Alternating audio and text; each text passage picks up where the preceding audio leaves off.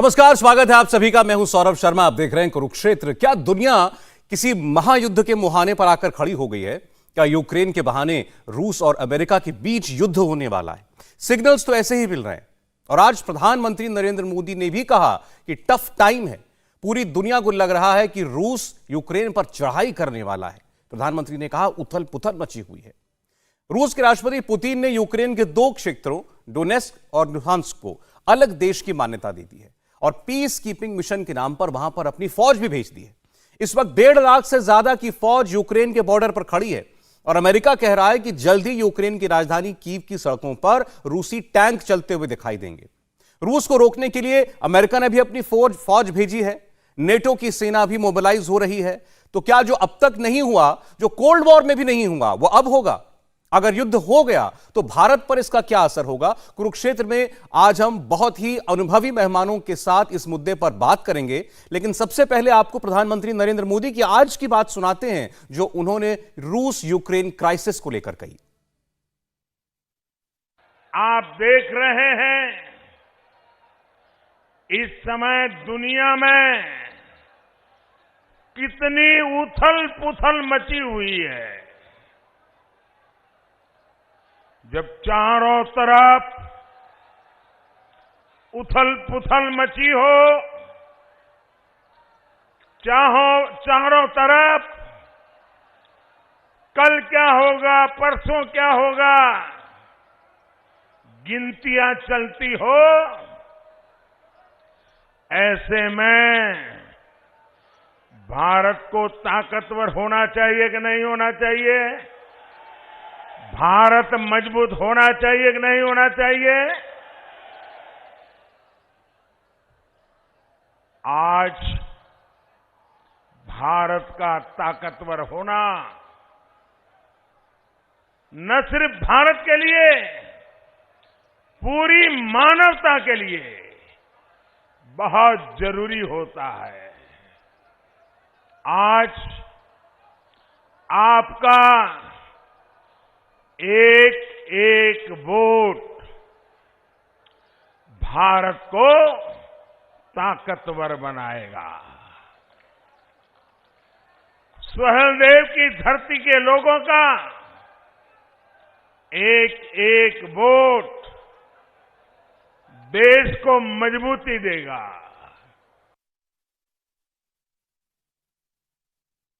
प्रधानमंत्री मोदी ने दुनिया में उथल पुथल होने की बात की और लगे हाथ टफ टाइम में टफ लीडर को जरूरी बताया। यह बात एक चुनावी रैली में जरूर कही गई, लेकिन बात बहुत गहरी है।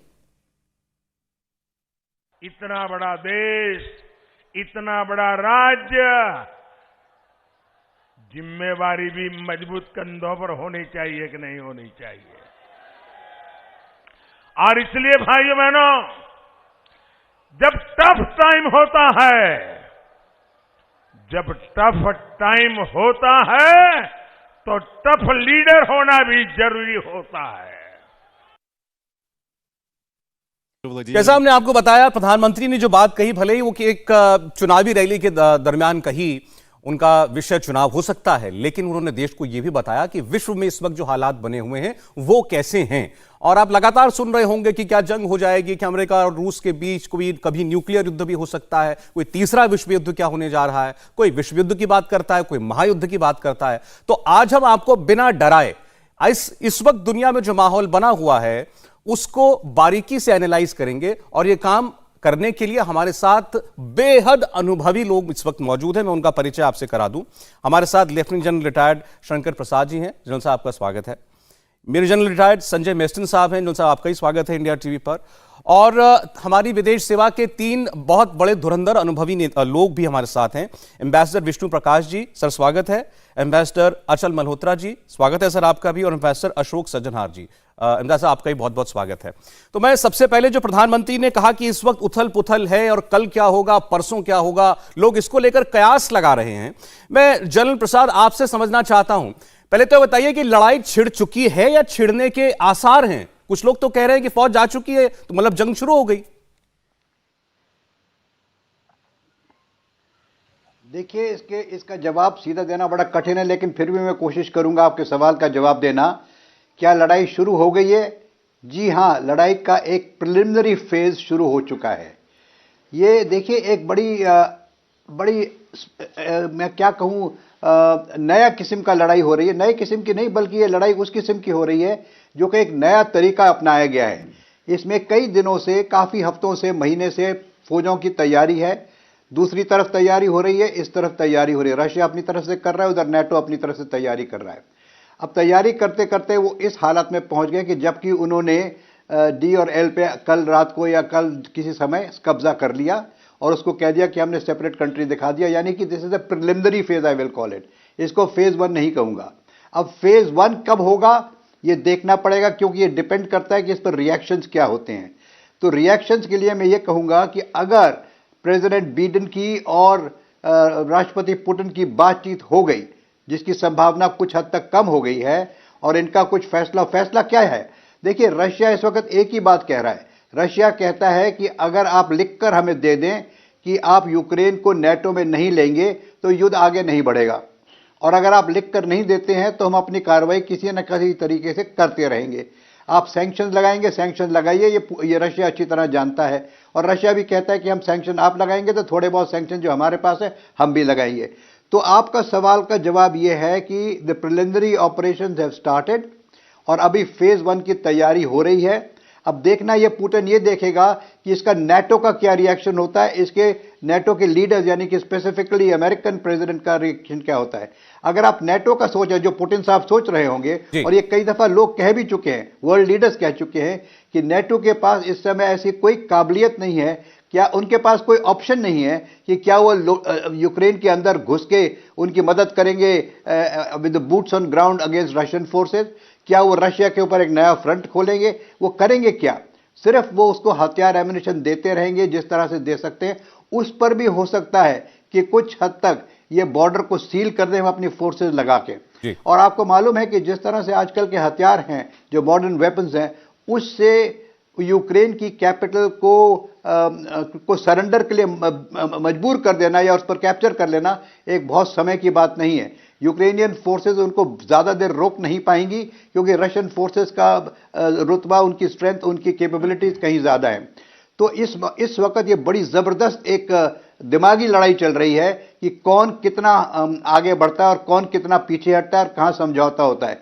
सब विश्व यही कह रहे हैं, भारत को मिला के पूरा वर्ल्ड यही कह रहा है। पुतिन साहब खुद ये कह रहे हैं कि लड़ाई is not a good idea, लड़ाई नहीं होनी चाहिए, इसमें बहुत बर्बादी होगी। वो सब मालूम है, सबको मालूम है। अगर फुल स्केल वॉर हो गई और ये बर्बादी शुरू हो गई तो ये कहां जाके रुकेगी, ये सबको मालूम है। सब देश इसमें जो हिस्सा ले रहे हैं वो न्यूक्लियर पावर्स हैं। जो अपने न्यूक्लियर बॉम्बर्स है उसको रशिया ने दिखा दिया है। वेनेजुएला में शायद बेस भी बन रहे हैं। अमेरिका बड़ा भारी न्यूक्लियर पावर है, नाटो न्यूक्लियर पावर है। जब तो इस तरह से जो इस समय एक ब्रिंकमैनशिप भी नहीं कहूंगा इसको, एक जो नया तरीका, एक यूनिक तरीका जो पुतिन साहब ने बनाया है, वो बड़ा इस समय कामयाब दिख रहा है। और ऑल द ट्रम्प कार्ड जिसको कहना चाहिए वो पुतिन साहब के हाथ में है। सर, अगर जो दुनिया भर में आशंकाएं हैं कि कोई बड़ा युद्ध हो जाएगा जिसमें कई सारे देश इन्वॉल्व होंगे, उससे छोटी संभावना ये क्या रूस और अमेरिका के बीच होगी जंग, उससे छोटी संभावना ये क्या रूस और यूक्रेन के बीच में सीधी जंग होगी। तो मैं इससे पहले शुरुआत करना चाहता हूं मल्होत्रा साहब से। राष्ट्रपति पुतिन के व्यवहार को देखते हुए पिछले कुछ दिनों के और कुछ वर्षों से, खासतौर पर 2014 से, क्या आपको लगता है कि वो मेनलैंड यूक्रेन पर हमला कर सकते हैं? जैसा अमेरिका कह रहा है कि अब टैंक चलेंगे यूक्रेन की सड़कों पर, ये दिन दूर नहीं है।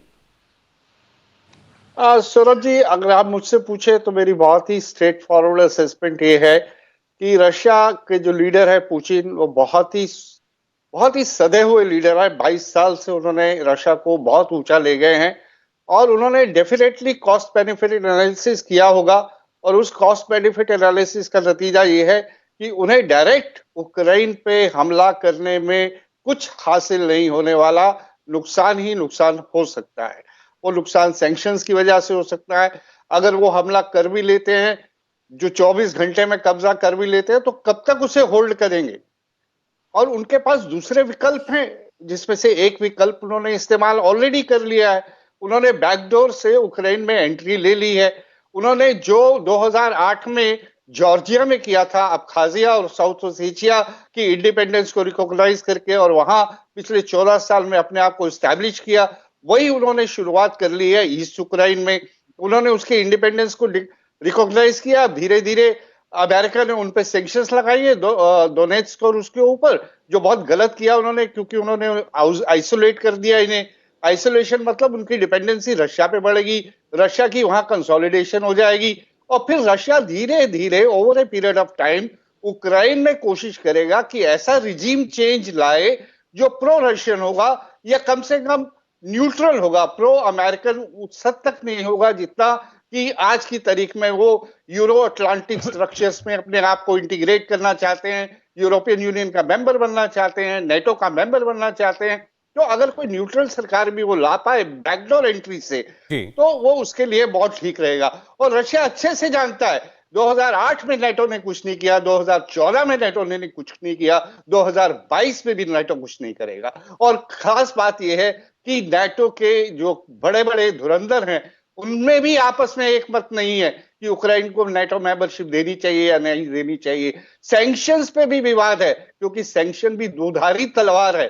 अगर वो रशिया पे चलेगी तो उसका उल्टा असर यूरोप पे भी होगा, बल्कि पूरी दुनिया पे होगा। तो इन सब चीजों के चलते हुए अब अमेरिका ने भी देखिए अभी सेलेक्टिव सी सैंक्शन लगाई है, वो भी उन बेचारे गरीब देशों पे जो अभी जिसकी इंडिपेंडेंस रशिया ने अभी अभी हाल में रिकॉग्नाइज की है, तो वो भी अभी अपने हाथ में कार्ड लेके घुमा रहे हैं कि अगर यूक्रेन पे हमला करेगा तो हम फिर बहुत बड़ी सैंक्शंस लगा देंगे। तो आप इस सब चीज के चलते हुए रशिया ना कभी चाहता था यूक्रेन पे डायरेक्ट हमला करना, ना आज चाहता है, ना कल करेगा, ऐसा मेरी असेसमेंट। मेरा सवाल अगला यही था जिस पर आपने अपनी असेसमेंट दे दी है, तो मैं ये सवाल अब विष्णु प्रकाश जी के पास ले जाता हूं। जैसा मल्होत्रा साहब ने कहा कि कुछ हासिल नहीं होगा रूस को वो कि वो यूक्रेन में अपनी फौज भेज दे, लेकिन क्या अभी तक जितने भी कदम उठाए हैं राष्ट्रपति पुतिन ने, उसका जवाब नेटो, अमेरिका या यूरोपियन जो देश हैं वो केवल सैंक्शंस के जरिए देंगे या वो भी कोई फौजी कार्रवाई कर सकते हैं? सौरभ जी नमस्कार। ये बड़ा साफ कर दिया है बाइडेन ने और नेटो ने भी, यूरोपीय देश ने भी, कि वो फौज को नहीं लाएंगे। अब जो फौज की बात कर रहे हैं आप, अमेरिका की फौज कहाँ गई है? पोलैंड में गई है। यूरोपीय देश की फौजें कहाँ हैं? ईस्ट यूरोपियन कंट्रीज में है, फॉर्मर ईस्ट यूरोपियन कंट्रीज में। जो ट्रेनर्स थे ब्रिटेन इंग्लैंड से ट्रेन कर रहे थे, तो ये सिर्फ ज्यादा से ज्यादा सैंक्शंस, वो सैंक्शंस के अधीन। तो इसका असर जैसे अच्छा कह रहे हैं कि दो धारी तलवार है सैंक्शन, दो धारी तलवार है, क्योंकि विष्णु प्रकाश जी सर आपके कुछ कनेक्शन में प्रॉब्लम है, आपकी आवाज साफ हम लोग नहीं सुन पा रहे हैं, एक बार इसको चेक कर लेते हैं, मैं फिर आप दोबारा आपके पास आ जाऊंगा। इस बीच में जनरल मैसन के पास जाता हूं। जनरल साहब चलें, जैसे अभी विष्णु प्रकाश जी कह रहे थे कि बड़ी ताकतों ने तो ये कह दिया कि वो कोई फौजी कार्रवाई नहीं करेंगे, लेकिन जैसा हम लोग पढ़ रहे थे कि भाई यूक्रेन में ही बहुत कुछ मिलिट्री तरीके से इन्वेस्ट करता आ रहा है 2014 से अमेरिका। तो अगर फर्ज करें ये टक्कर जो है यूक्रेन और रूस की होती है, तो क्या यूक्रेन की ये ताकत है, बूता है कि वो रूस के सामने खड़ा रह सकता है? General Meston.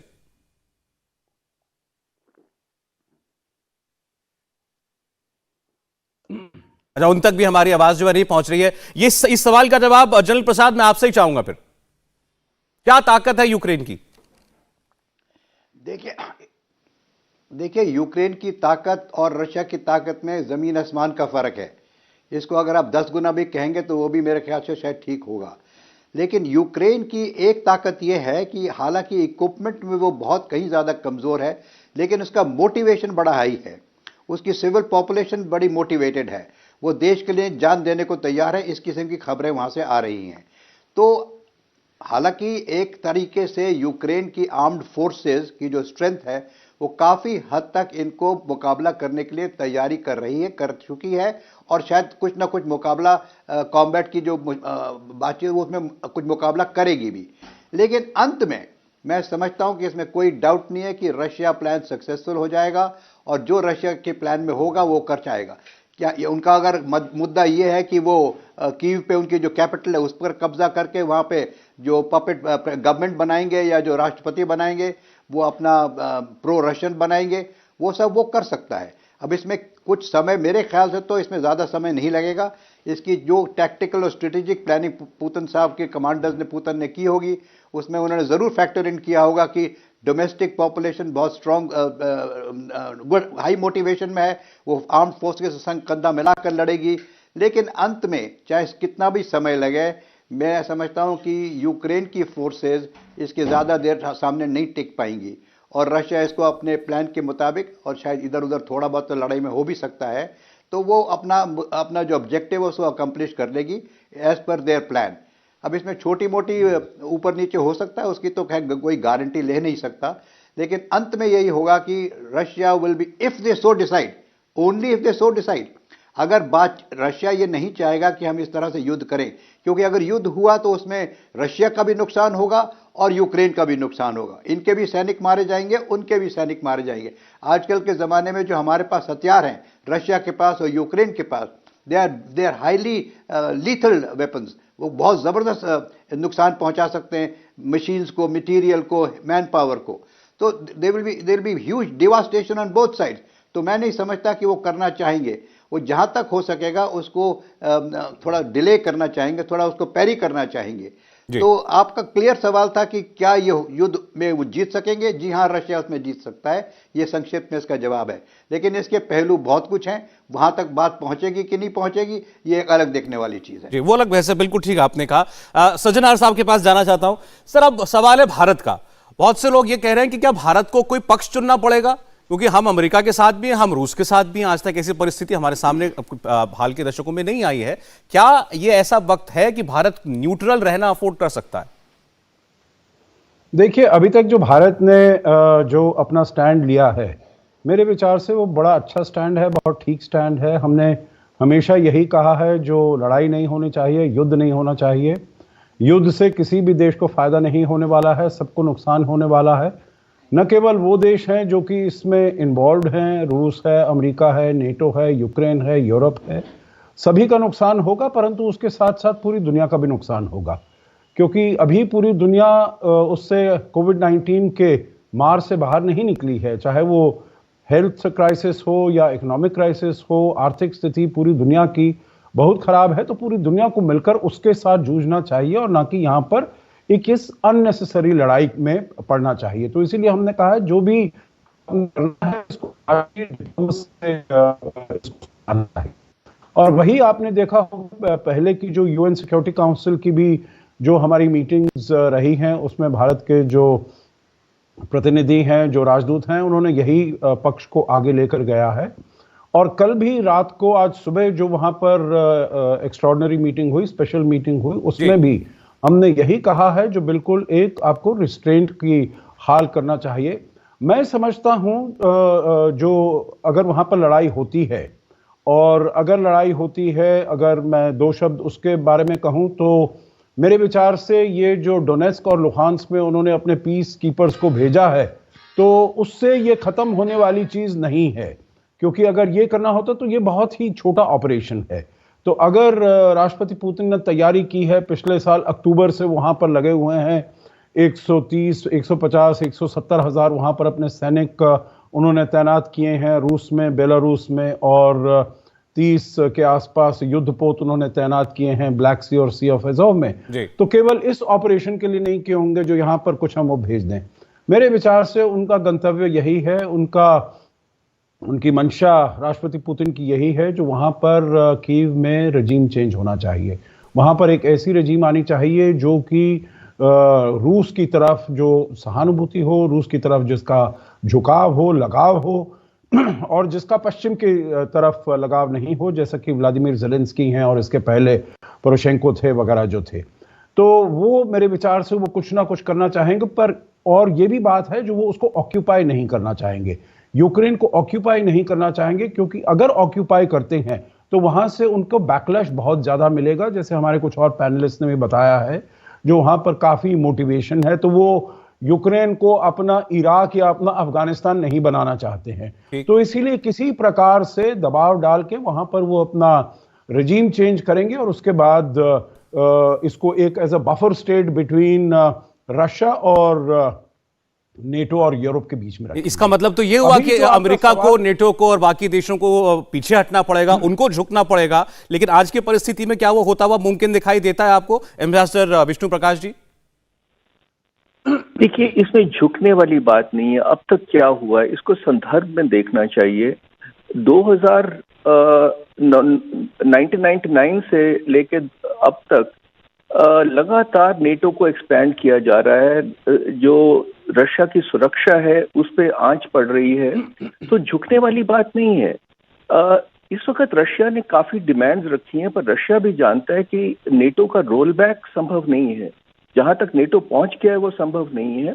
पर यूक्रेन एक रेड लाइन है, लाल रेखा है कि वो यूक्रेन को किसी भी हालत में ये नहीं चाहेंगे कि वो नेटो के साथ जुड़ जाए, क्योंकि उससे उनकी सिक्योरिटी पर सीधा आंच पड़ता है।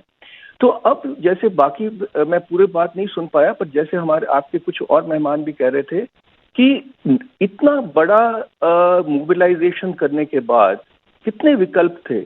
यहाँ तक कहा जा रहा था कि वो मंगलवार को 5:30 बजे ब्रिटेन ने कहा था कि वो मदर ऑफ और फादर ऑफ ऑल बॉम्ब्स फेंक देंगे, ये फेंक देंगे, वो फेंक देंगे। पर जो हुआ है वो ये मेरे ख्याल में प्रदर्शन है पुतिन के द्वारा उनके संकल्प का, कि उनकी जो कठिनाइयां हैं, उनकी जो डिमांड है सिक्योरिटी वाली, उसको लाइटली ना लिया जाए। तो अब अगर डिपेंड करता है कि किस तरह के सैंक्शंस होंगे। अगर सैंक्शंस ऐसे हुए कि पुतिन उसको प्रोवोकेटिव ना माने और रीजनेबल सैंक्शंस हुए, तो उससे दरवाजा खुल जाएगा बातचीत का। पर अगर प्यूनिटिव सैंक्शंस लगाए गए, जैसे आप कह रहे हैं कि रशिया के खिलाफ लगाएंगे या पुतिन के खिलाफ लगाएंगे, तो फिर मामला बिगड़ने की संभावना है। पर मुझे दोबारा ये लगता है, मैं दोबारा ये कहूंगा कि होने को तो बहुत नाजुक स्थिति है, कुछ भी हो सकता है, पर जो जंग है उसमें नुकसान यूक्रेन का होगा, यूरोप का होगा, रशिया का होगा, और ये सब ये जानते हैं। तो बातचीत के जरिए ही, जैसे हम कह रहे हैं और चीन भी यही कह रहा है कि रास्ता जो निकलेगा वो बातचीत के जरिए निकलेगा, चेतावनियां देके और एक दूसरे को डरा धमका के नहीं निकलेगा। इस वक्त रूस, यूक्रेन, अमेरिका, यूरोप, तमाम विश्व की शक्तियां जिस जंजाल में फंसी हुई दिखाई दे रही हैं, रूस और यूक्रेन के बीच युद्ध जैसे हालात बने हुए हैं। इसे लेकर आज प्रधानमंत्री मोदी ने भी कहा कि दुनिया में उथल पुथल मची है। इसी पर हमारे एक्सपर्ट्स के साथ, मेहमानों के साथ बातचीत जारी है। जनरल मिशन अब जुड़ गए हमारे साथ। जनरल साहब, आपकी नजर में ये अभी तक मामला जहां पहुंचा है, ये अब और आगे बढ़ने वाला है, सीधी टक्कर और सीधी लड़ाई की ओर बढ़ रहा है, या आपको लगता है कि वैसा नहीं होने जा रहा? सौरभ, इस स्टेज में जिस प्रकार हालात बिल्डअप हो रहे हैं, देखिए इसमें 3 मुद्दे आते हैं: पॉलिटिकल, डिप्लोमेटिक, इकोनॉमिक और मिलिट्री इश्यूज। तो पॉलिटिकल इश्यू में अभी क्या है कि ये पूरे लेवल पे, इंटरनेशनल लेवल पे काफी डिप्लोमेटिक चीजें चल रही हैं। सीरिया ने भी इसको रिकॉग्निशन दे दिया है। ये रशियन ने जो वहां पर इंडिपेंडेंस घोषित कर दिया है दोनों प्रोविंसेस का, तो सीरिया ने भी रिकॉग्नाइज कर दिया है। यूएन सिक्योरिटी काउंसिल की बैठक चल रही है। तो ये काफी अभी डिप्लोमेटिक पॉलिटिकल एक्टिविटीज चलेंगी, और अब पूरे विश्व को देखना है कि हर देश का, खासकर मुख्य देश शामिल भारत, हम सब का किस प्रकार ये इस पे फॉलो आउट रहता है, हमारी इस पे कैसी राजनीति चलेगी। दूसरा है इकोनॉमिक। मेरे को अभी लगता है कि शायद चांसलर, तो जर्मन चांसलर हैं, जो नॉर्थ स्ट्रीम 2 है, उसका तो शायद आज शाम तक मेरे को लग रहा है बंद हो जाएगा, और उसका प्रभाव यह है कि ऑयल प्राइसेस बढ़ेंगी और पूरे यूरोप में और पूरे वर्ल्ड में इसका इफेक्ट आएगा। तीसरा है कि जो अलायंस है, जो नेटो अलायंस है, ये क्या मजबूत बनेगा? मेरे को लगता है शायद अभी इस हालात में मजबूत बन सकता है। उसका कारण यह है कि एक एम्बेसडर मल्होत्रा ने शायद इश्यू उठाया कि 2014 में उन्होंने कुछ नहीं किया, नेटो ने। 2014 में इनके काफी कमिटमेंट्स में, खासकर अफगानिस्तान में तो इनका मेजर कमिटमेंट था, और उसी के बाद से इन्होंने ड्रॉ डाउन अपना शुरू कर दिया था। तो आज की तारीख में वेस्टर्न अलायंस, खासकर नेटो, जो मैं बोलता हूं इनके अनऑफिशियल लीडर तो प्रेसिडेंट बाइडेन हो जाते हैं, उनकी political credibility is at stake. सबसे बड़ी चीज उनके लिए ये है। जी, कुछ नहीं करेंगे तो मेरे ख्याल उनको अपने होम कंट्री में बहुत दिक्कत और मुश्किलात आने वाली है। तो हो सकता है कि नेटो अलायंस शायद मजबूत हो सकता है। और चौथी मेन इश्यू सर, अहम सवाल ही है जब आप कहते हैं कि नेटो मजबूत होगा या राष्ट्रपति जो बाइडेन की उनकी क्रेडिबिलिटी पर सवाल उठेंगे, तो ऐसी सूरत में वो करेंगे क्या? वो सैंक्शंस लगाएंगे जिसकी धमकियां भी दे रहे हैं, और अभी तो उन्होंने सैंक्शंस सीधे रूस पे भी नहीं लगाए, केवल उन 2 इलाकों में सैंक्शंस लगाए कि वहां जाकर कोई काम करेगा तो हम ये कर देंगे। इसके अलावा वो और क्या कर सकते हो? आपकी राय में और मल्होत्रा साहब की राय में इसमें थोड़ा सा फर्क मुझे नजर आ रहा है।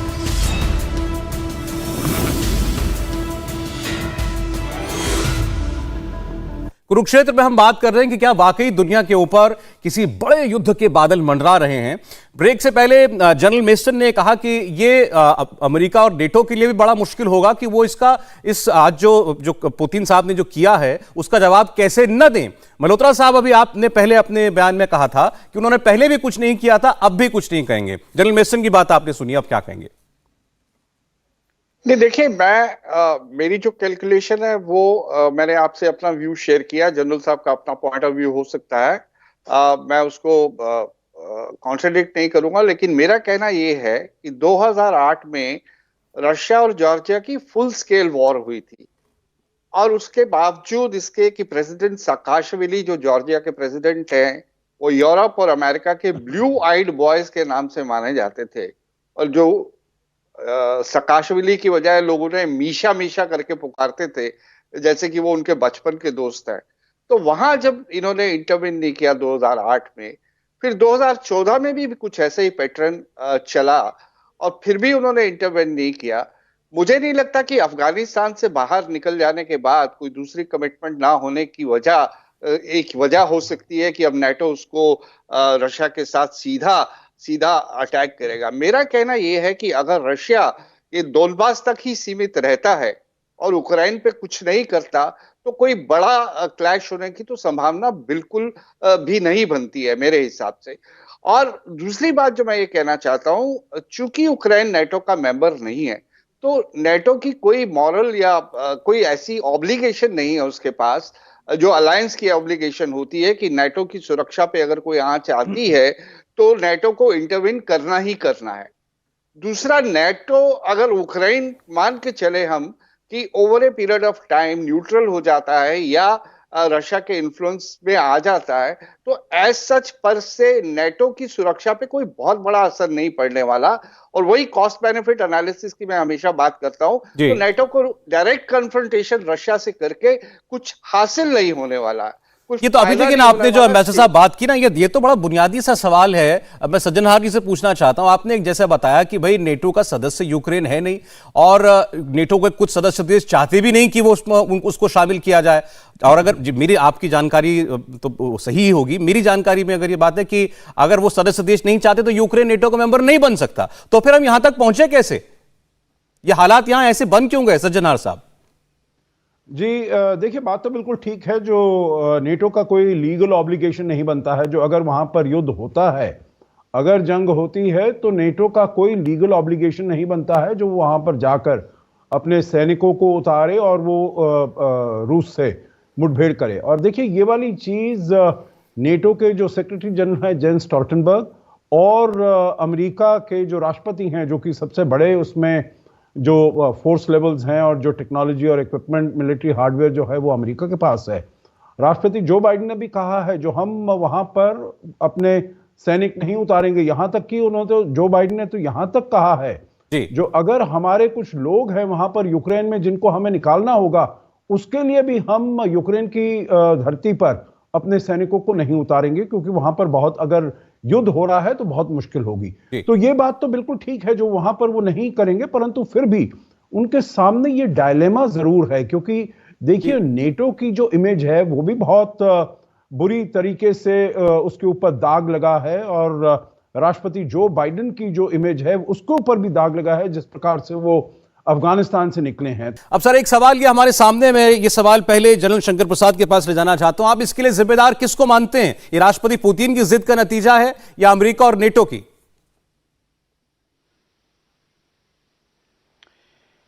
इसकी जिम्मेवारी सबके ऊपर बराबर है।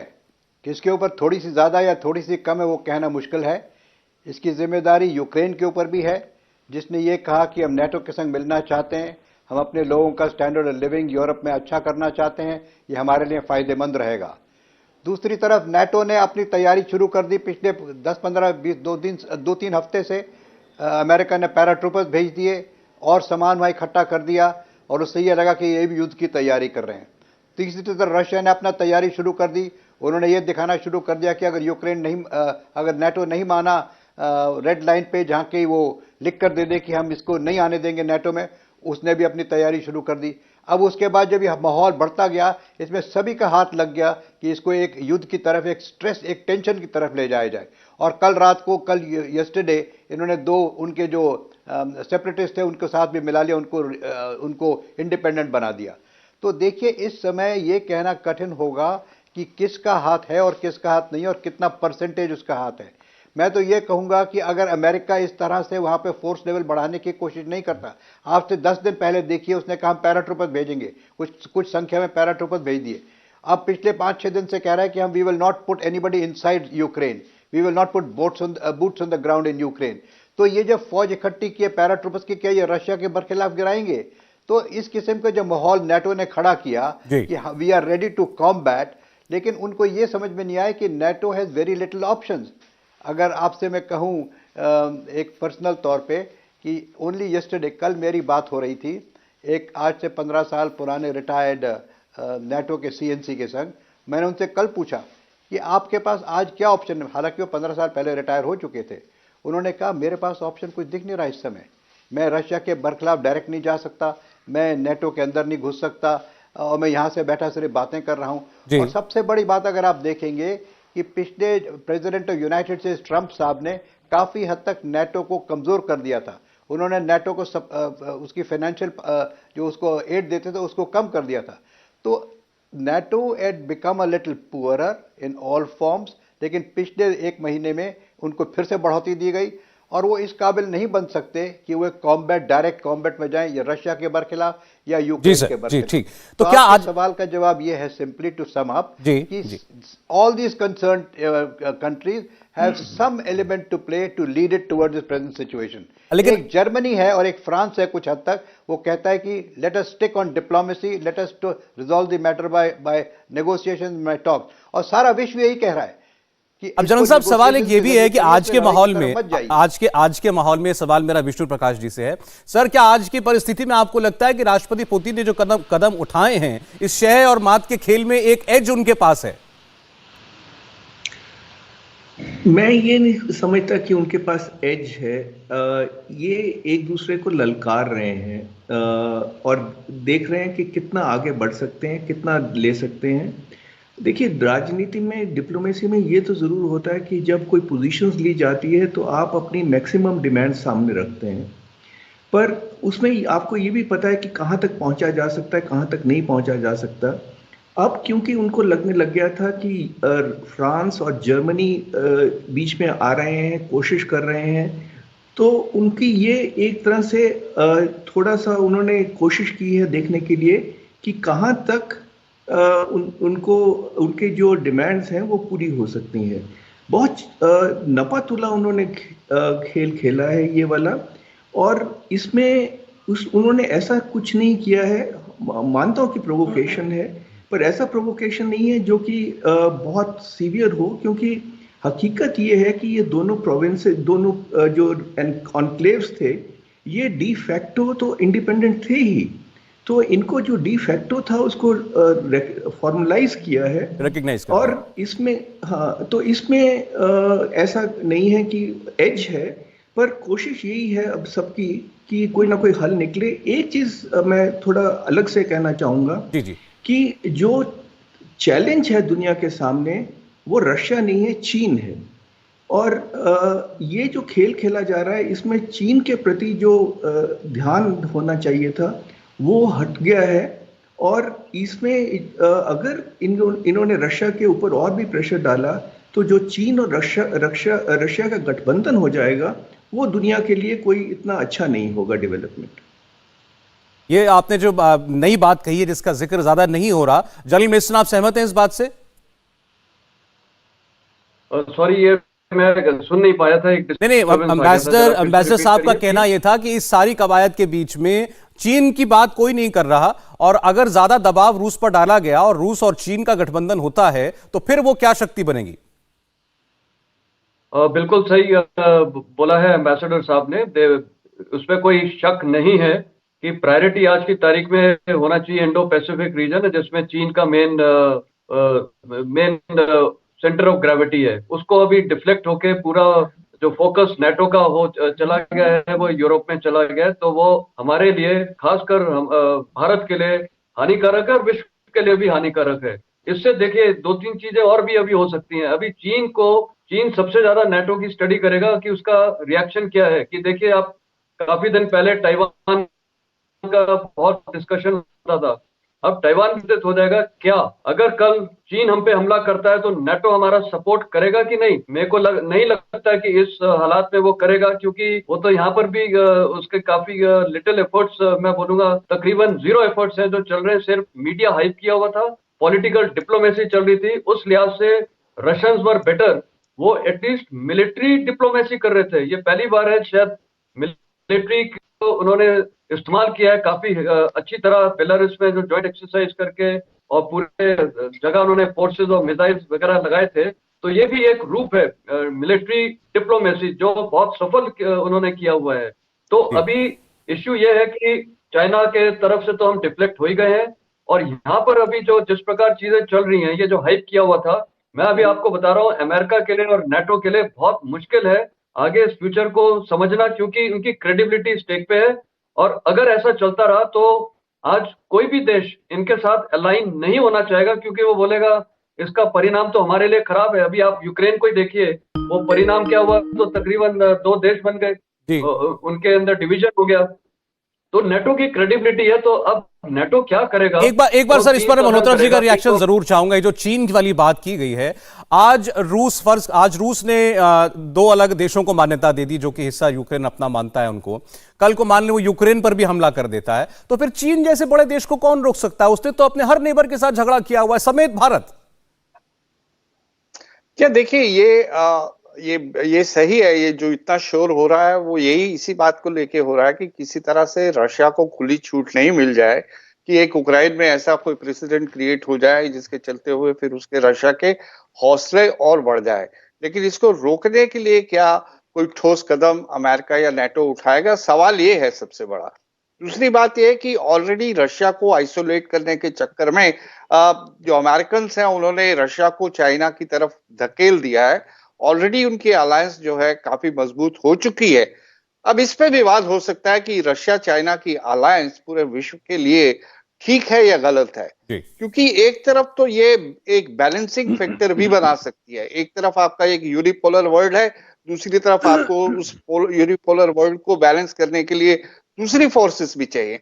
चाइना की बहुत सारी गलती है, चाइना अग्रेसर है, चाइना अपने पड़ोसियों को परेशान करता है, लेकिन चाइना भी कभी कभी भी समझदारी की बात करता है। चाइना का जो हम ब्रिक्स के अंदर हमने जो न्यू डेवलपमेंट बैंक बनाया है, वो यूरोप की और अमेरिकन जो सिस्टम्स है, फाइनेंशियल सिस्टम्स, उसको काउंटर करने के लिए किया है। क्योंकि हमारे बहुत सारे डेवलपिंग कंट्रीज है जिनको ये जो ग्लोबल IMF है या वर्ल्ड बैंक है, ये ठीक से सपोर्ट नहीं करते हैं, तो उनके लिए एक अल्टरनेटिव है। जी सर, तो ये देखिए कैसे प्ले आउट करता है। ये एग्जैक्टली जैसा आपने कहा, अब आगे रोज के आप तो हर घंटे ऐसा लगता है कि कोई नई डेवलपमेंट हो रही है, और आपसे समय हम लोग लेते रहेंगे समझने के लिए इन जटिल मुद्दों को। बहुत शुक्रिया करूंगा मैं जनरल प्रसाद का, मल्होत्रा साहब का, सज्जनार साहब हमारे साथ थे, जनरल मिनिस्टर हमारे साथ थे। बहुत शुक्रिया आपका। इंडिया टीवी हर वक्त हर जगह डाउनलोड करने के लिए सर्च करें India TV news Google play store या ऐप स्टोर पर।